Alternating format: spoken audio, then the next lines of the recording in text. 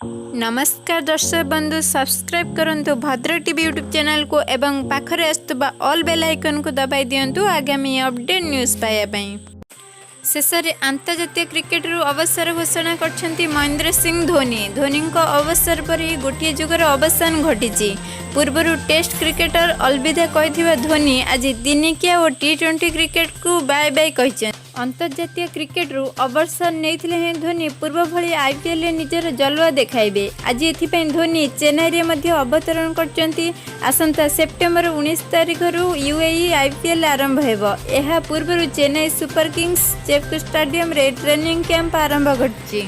एथिरे धोनी जोग देइछंती। तेबे IPL पूर्व धोनी एभली अंतर्जातीय क्रिकेट को अलविदा समस्त को आश्चर्यचकित करिछि। अवसर घोषणा करी धोनी तांको अगणित फैन को शुभेच्छा जणाइछंती। धोनी नेतृत्व में भारत 2007 रे प्रथम T20 विश्वकप जीतिथिला। एहा परे 2011 धोनी भारत को दिनिकिया विश्वकप विजेता करथिले। चैंपियंस ट्रॉफी मध्ये धोनी नेतृत्व में भारत जीतिथिला।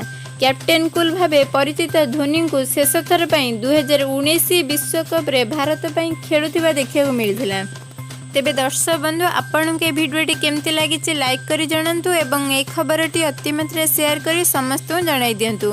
आ जदि आपण आम चैनल नुआ अछंती आम चैनल टी को सब्सक्राइब करंतु। धन्यवाद। जय जगन्नाथ।